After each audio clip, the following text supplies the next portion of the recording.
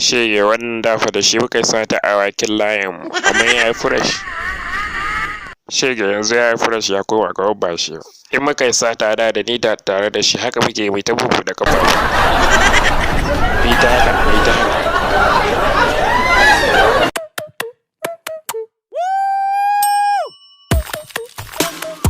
Kan bala'i wai kaga wata zukulisiya har na ci soyayya ta raina. Wayo duniya irin waɗannan kyawawan mata kai soyayya daɗi.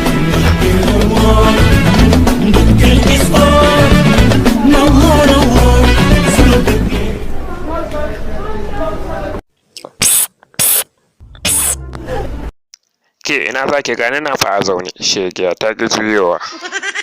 Shegiya tana wani jiji da kai irin fa waɗannan ne su ne karuwan nan na Lagos.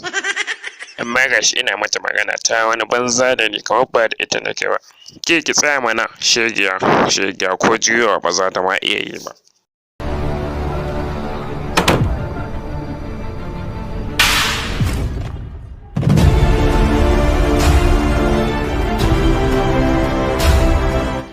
Assalamu alaikum ogana, ya kake ya gida ya huta ya jin daɗi ya shakatawa ya aika. Ni fa na zo cin ubanka ne fa. Wai sa ka ga waccan yariyar ka tanka mata baka san matar soja wacce wallahi sai na kulun kubura da kai. Ya Allah mai gida ka yi haƙuri ne ina shafa irin karuwan nan na kan titi.